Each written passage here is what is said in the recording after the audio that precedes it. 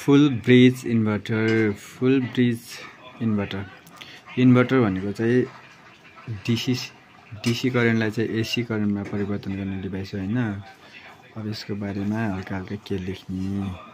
अब हेरौँ, यसमा चाहिँ हाम्रो सर्वप्रथम एउटा सप्लाई सोर्स हुन्छ हैन। एउटा सप्लाई सोर्स हुन्छ जसमा चाहिँ चारवटा थाइरिस्टरहरू प्रयोग गरेको हुन्छ। TH1, TH2, TH3, TH4 अनि चारवटा डायोडहरू प्रयोग भएको हुन्छन्।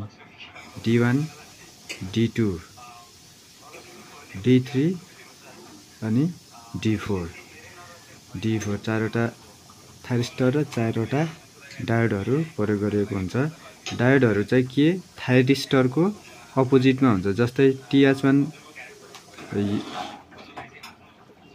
तलतिरको डाइरेक्सनमा छ भने D1 चाहिँ के छ माथितिरको डाइरेक्सन। ठ्याक्क थाइरिस्टरको उल्टो डाइरेक्सनमा चाहिँ डायोड हुन्छ हैन।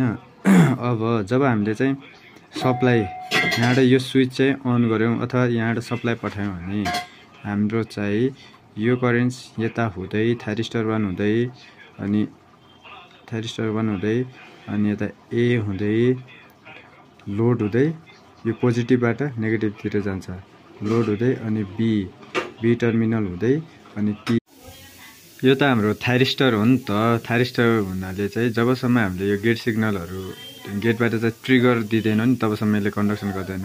अनि यो IG1 थाइरिस्टर 1 को लागि IG1 र थाइरिस्टर 2 को लागि IG2 मा चाहिँ हामीले के गर्छौं ट्रिगर गर्छौं अनि यसले चाहिँ कन्डक्ट गर्न थाल्छ यो बाटोमा हैन।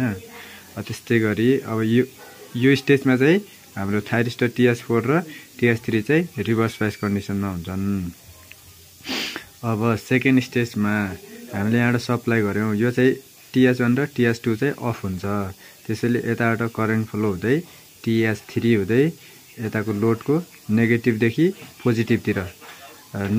पोजिटिभतिर जान्छ। त्यसैले यसमा चाहिँ दुईवटा डाइरेक्सनमा करेन्ट फ्लो हुन्छ भन्छ। फुल ब्रिज इन्भर्टरको लोडमा चाहिँ दुईवटा डाइरेक्सनमा करेन्ट फ्लो हुन्छ जुन चाहिँ अब TH3 हुँदै यहाँ लोड हुँदै कता जान्छ TH4 हुँदै यता सोर्समा जान्छ। यति हो। अब यसलाई चाहिँ हामी फिगरमा देखाउँदाखेरि चाहिँ हामीले ट्रिगर गरेको TH1 र TH2 लाई ट्रिगर गरेको देखाएको हो। यो चाहिँ IG1 र IG2 ट्रिगर गर्यो अनि यो चाहिँ अर्को चाहिँ यही हो हैन। अनि यसमा चाहिँ रिभर्स बायसमा छ नि त। यो रिभर्स बायसमा IG3 र